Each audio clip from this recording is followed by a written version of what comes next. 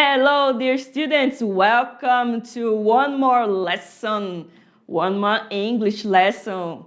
Bem-vindos, meus caros estudantes, para mais uma aula de língua inglesa. Chegamos no final da nossa unidade. Hoje nós vamos ter a nossa revisãozinha, aquela bem tranquilinha para você fazer a sua prova. Olha aí, aula 23, revisão geral. Espero que vocês estejam assim bem já preparados para fazer essa avaliação hoje. Não está difícil não, porque a teacher é bem legal, é tranquila. Então, vamos lá para a nossa aula de revisão, revisão geral da unidade 2. Joga o slide aí na tela, diretor, olha aí. Revisão geral, o que a gente vai ter? Textual germs, reading strategies, culture e interculturality e Super Enem, tá? Bora para a nossa primeira review, aula 10, Textual Germs. Textual Germs, vamos ver o que a gente aprendeu aqui nessa aula 10. Review, o que nós temos? Os gêneros textuais, né, pessoal? Gêneros textuais que envolvem ali muito no Enem. O Enem você vai usar bastante isso aqui. E você tem que saber identificar como é que identifica um gênero textual. Um artigo de opinião, por exemplo, deixa a professora arrumar a caneta que a professora esqueceu. Um artigo de opinião, por exemplo, como é que eu vou saber? Ele apresenta uma opinião de forma clara e que use argumentos convincentes. Ou seja, né, ele ali, o autor, ele vai estar dando a opinião dele com argumentos que convençam o leitor, tá? Sobre o assunto que ele está falando. Aí nós temos também reviews. Reviews a gente conhece bem, nós que andamos aí nas redes sociais, nesse mundo tecnológico. Reviews é ali que descreve e avalia os adjetivos e dá recomendações.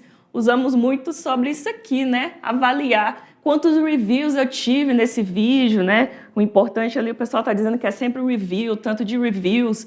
Então, quantos foi que eu tive ali, quantas avaliações que eu tive, quantas pessoas viram. Então, ele descreve e avalia, ele vai descrever e avaliar. E ele vai usar adjetivos e dar recomendações também. Lembra que temos reviews também sobre restaurantes, lugares, né? Então, review serve para isso também. Lembre sempre ali das estrelinhas, tá? Quando você fala de review, sempre lhe dá 1, 2, 3, 4, 5 estrelas. Ah, o local é 5 estrelas. Não, o local é só 2 estrelas. Não gostei, achei mais ou menos, vou dar 3 estrelas. Então, nosso review é isso aí.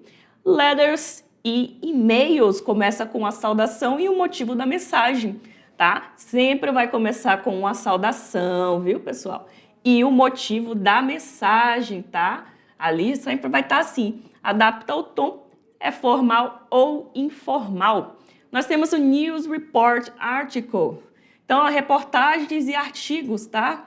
Inclui quem, o que, quando, onde e porquê e usa a linguagem objetiva. Quando um jornalista vai dar ali uma reportagem, né, ele vai falar quem, o que, quando, onde e porquê aconteceu, o que está acontecendo, certo?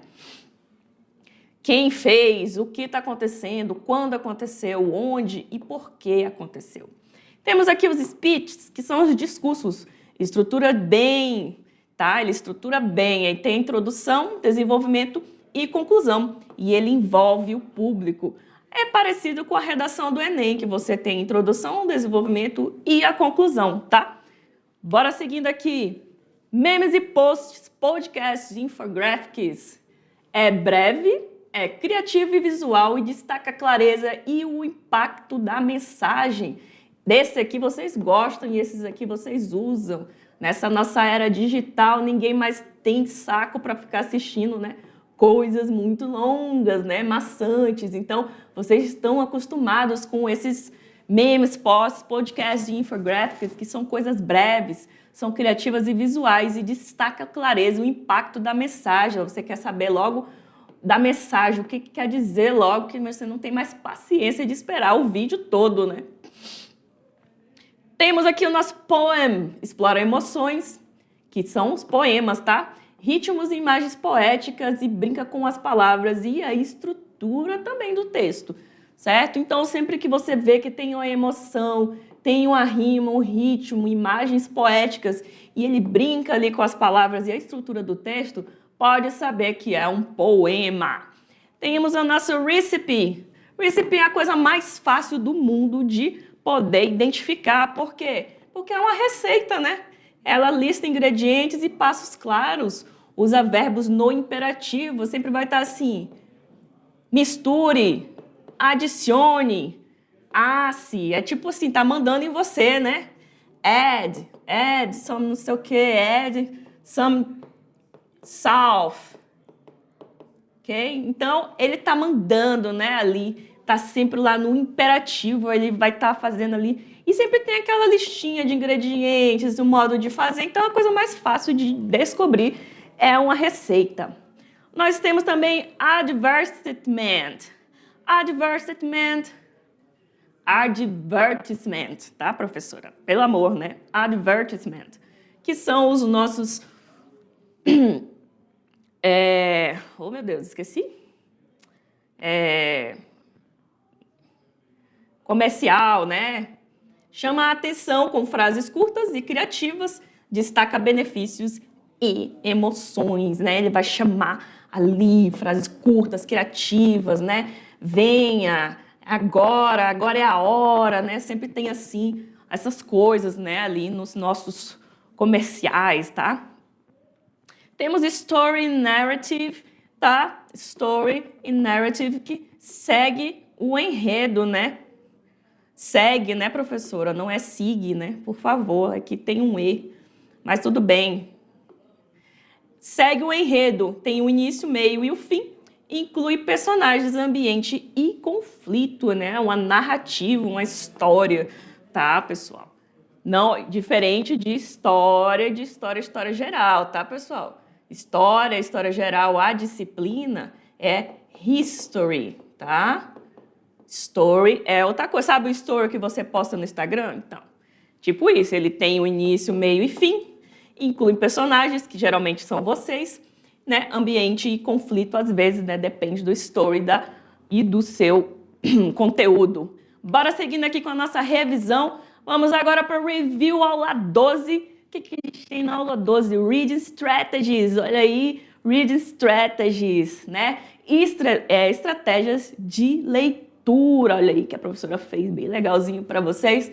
Review, aula 12. Reading Strategies. Nós temos a prediction, que é prever sobre o que o texto fala antes de ler. Lembra a bolinha de cristal lá? Então, vai prever, né? O que será que vai acontecer? O que será que esse texto fala? Nós usamos pistas como título, imagens, palavras conhecidas e temas da unidade. Temos o skimming também. E é ler, o que o skimming faz? Ele lê rapidamente para identificar a ideia geral, né? Você não lê cada frase, você olha o todo, tá? Você dá aquela olhada, sabe quando você vai lá e conhece alguém, você dá aquela olhada de cima e embaixo para a pessoa? É um skimming, né? Então você vai ver títulos, subtítulos, primeira frase de cada parágrafo e última frase do texto. Se última tem um acento. O scanning significa procurar detalhes específicos dentro do texto, tá? O scanning você vai em cima já do que você quer, um detalhe específico dentro desse texto, né? Você vai lá ver a pergunta, o que eu quero? Você vai procurar números, datas, nomes, lugares, porcentagens, o que a questão quer que ela está perguntando o que para mim, né? Você vê o enunciado, vê o que ela quer e vai direto nos detalhes específicos para achar sua resposta. Isso é o scanning. E temos o context clues. Context clues, usamos o contexto ao redor da palavra. Isso aqui é para quando a gente não sabe o que está dizendo aquela palavra. Às vezes o Enem pega isso, tá? Ele pega uma palavra, o texto quis dizer quando usou tal palavra aqui, aí ele coloca lá entre aspas, né? Ou tal expressão, aí você vai lá no texto e você não sabe o que significa essa palavra, você começa a usar o contexto ao redor dessa palavra para poder chegar ali e identificar o que ela quer dizer. Então, para descobrir o seu significado aproximado, você não precisa saber ao pé da letra, você só precisa entender, né, pessoal? Eu falei isso para vocês a unidade inteira. É preciso entender, tá? Então não se preocupe, não fique se descabelando, tá? Porque o objetivo ali é entender. O Enem quer saber se você entende o que está escrito, ele não quer saber se você sabe cada palavra que está escrita lá, tá? Ao pé da letra. Então vamos lá, vamos seguindo aqui a nossa review. Agora nós vamos ver aqui nossa culture e interculturality, tá? Review aula 15. Aula 15 aí para vocês, cultura e interculturalidade. Vamos ali ver o que é cultura. A cultura é tudo aquilo que molda a forma como um grupo vive, ou seja, são os valores, comportamentos, crenças, rituais, língua, arte, comida, música, modo de vestir, organização familiar. Ai, professora, é muita coisa? É muita coisa. Cultura é tudo isso, tá? Então a cultura, ela vai incluir ali, ela é a forma que um grupo vive, certo? Você está inserido em um grupo. Então você tem os valores, você tem os comportamentos, as crenças, rituais, a língua, a arte, a comida, a música, o modo de se vestir e a uma organização familiar. Isso tudo quer dizer cultura. E o que é interculturalidade? Interculturalidade é importante, é aprender a conviver com o diferente. Ou seja, quando você está dentro da interculturalidade, você vai ter que ter respeito, saber escutar, ter empatia, negociar e ter curiosidade com o quê? Sobre outras culturas. Então, por isso, cultura e interculturalidade, tá? É um ligado no outro. Você tem a sua cultura, outra pessoa tem a cultura dela, então você tem essa interculturalidade, é quando você respeita, escuta, tem empatia, consegue fazer negociação e é curioso ali sobre a cultura daquela outra pessoa. Então, ele vai além de tolerar, tá? É troca de saberes, é compreensão mútua, é saber que não existe apenas a sua verdade, não existe apenas o seu mundo, existem várias culturas pelo mundo, tá? Aqui mesmo no Brasil nós temos um país totalmente intercultural, porque são várias culturas dentro do Brasil. E aqui em Rondônia são várias culturas dentro de Rondônia, porque nós temos muitos migrantes de outras áreas do Brasil, outras regiões que vieram para cá. Então, a interculturalidade ela é muito importante aí para o seu dia a dia, tá? Aprender tudo isso para conseguir viver ali em paz, em sociedade, né? Então, é uma preparação para viver em um mundo global também, tá? Além de você estar no estado, você estar no país, você tem um mundo inteiro lá fora com diferentes culturas. Você faz ali, o mundo global ele tem o seu trabalho, tem viagens, tem a internet, tem a comunicação com estrangeiros. Isso tudo você vai estar exercendo a interculturalidade, ok? Então vamos lá. Na cultura e interculturalidade, nós vimos que o Império Britânico ali, dentro da língua inglesa, viu? A Grã-Bretanha construiu o maior império da história, com colônias em todos os continentes. Onde o império chegava, os sistemas políticos, educacionais, comerciais eram estabelecidos em inglês. Então foi assim que a língua inglesa ela foi se espalhando pelo mundo, pela colonização britânica, tá? Por isso que ela se espalhou, não foi nada natural não, os britânicos foram lá e colonizaram essas partes aí nos continentes, tá? Então, na América do Norte, nós temos exemplo aí de Estados Unidos e Canadá. Na África, temos África do Sul, Nigéria, Quênia, Gana. Na Ásia, nós temos a Índia, o Paquistão, a Malásia, Hong Kong. Na Oceania, temos a Austrália, Nova Zelândia. Ali no Caribe, temos Jamaica, Barbados, Bahamas. E o resultado nesses países, o inglês ficou como a língua dominante, depois da colonização, oficial ou cooficial. Muitos países eles são bilíngues, tá?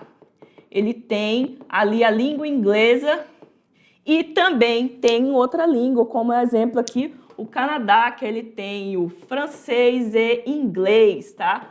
Bilíngue, tá, pessoal?